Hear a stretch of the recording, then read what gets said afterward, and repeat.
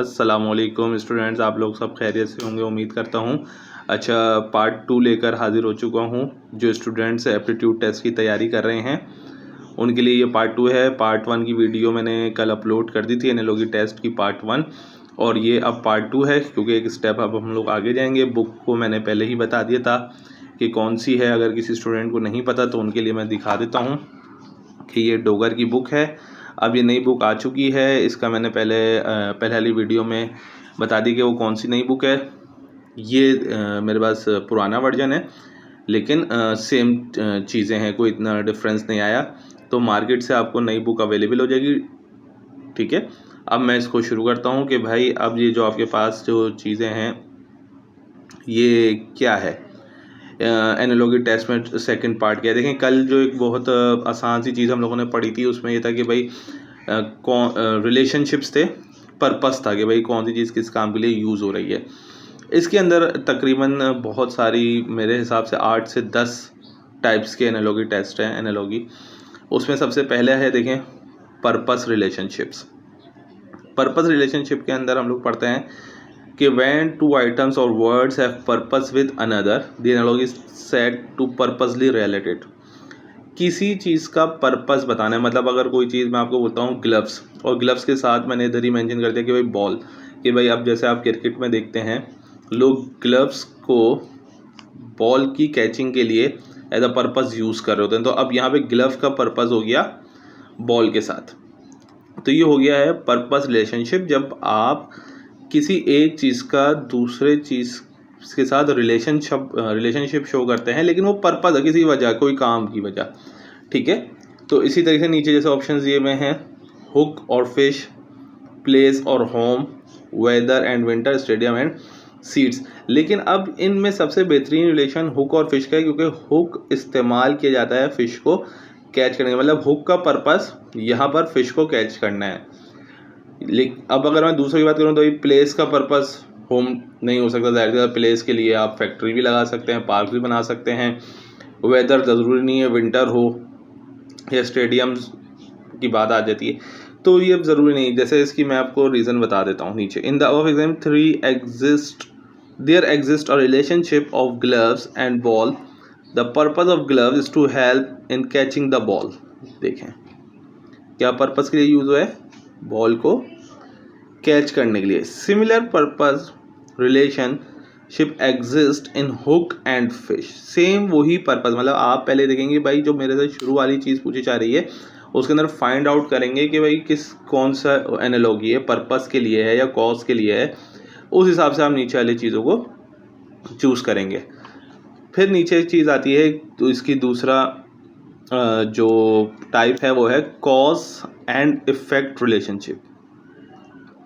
When two words are related in such a manner, जब दो अल्फाज इस तरीके से जोड़े जाएं कि एक के होने से दूसरे के ऊपर क्या असर पड़ता है, मतलब एक वर्ड या कोई भी एक चीज़ दूसरी वाली चीज़ पर क्या इफ़ेक्ट डालती है।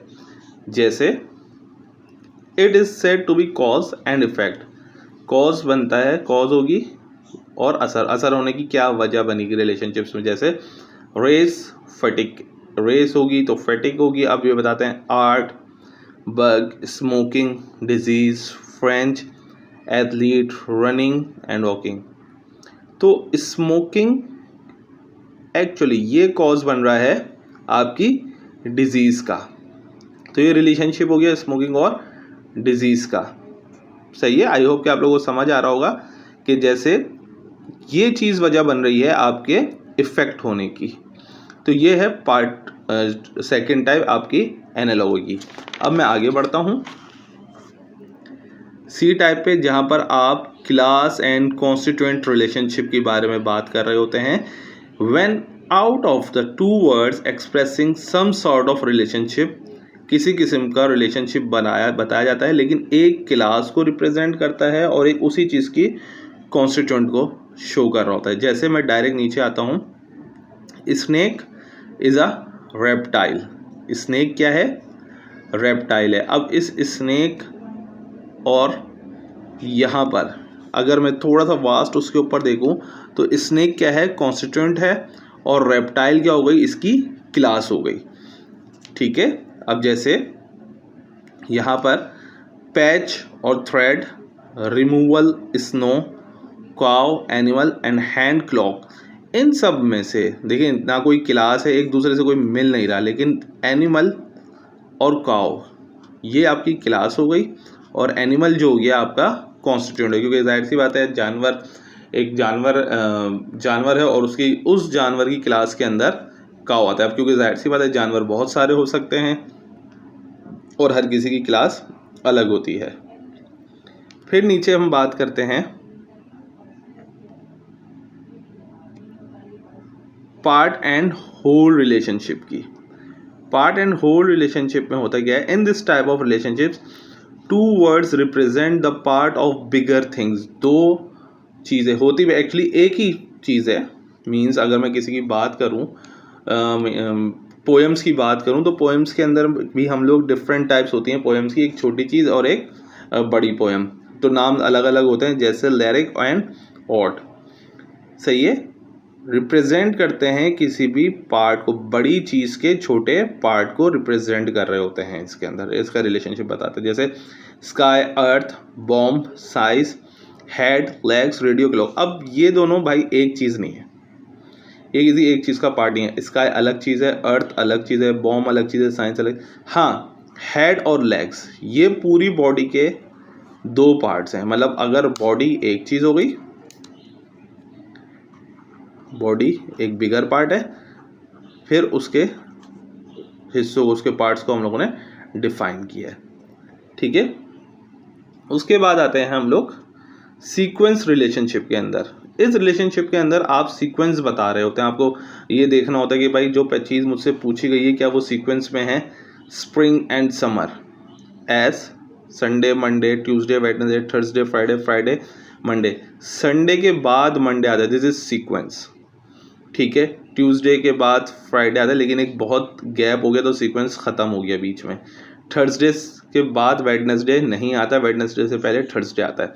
तो ये अच्छा, आज अभी तक मैं इस वीडियो में सिर्फ ये ई टाइप्स तक रखूँगा। अब बच्चा बोलते हैं भाई हम कैसे समझें, हमें क्या पता चलेगा कि कौन सी टाइप है। तो देखें, इसके ऊपर गौर करना है, जो सवाल आपसे पूछा जाएगा उसके ऊपर आपने गौर करना है कि भाई ये मुझसे सीक्वेंस के बारे में पूछा जा रहा है या ये किस चीज़ का रिलेशनशिप है, पार्ट्स रिलेशनशिप है या कॉज एंड इफेक्ट रिलेशनशिप है, ये है क्या। जब आपकी इसके ऊपर प्रैक्टिस हो जाएगी तो आपको खुद चीज़ें करना आ जाएंगी। नेक्स्ट वीडियो में हम लोग एफ से आगे जो इसकी टाइप्स हैं वो पढ़ना शुरू करेंगे।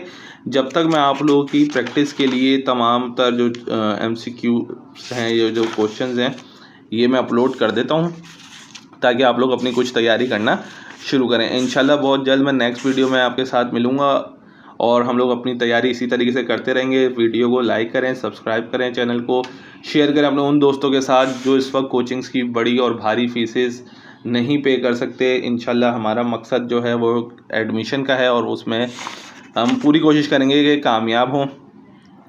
दुआओं में याद रखिएगा और अपने कमेंट ज़रूर करेगा, ताकि अगर कोई चीज़ मुझसे रह जाती है या मुझसे याद नहीं रहती तो वो मैं फिर एक दूसरी वीडियो बनाकर उसमें अपलोड कर दूं। अपना ख्याल रखें, अल्लाह हाफिज़।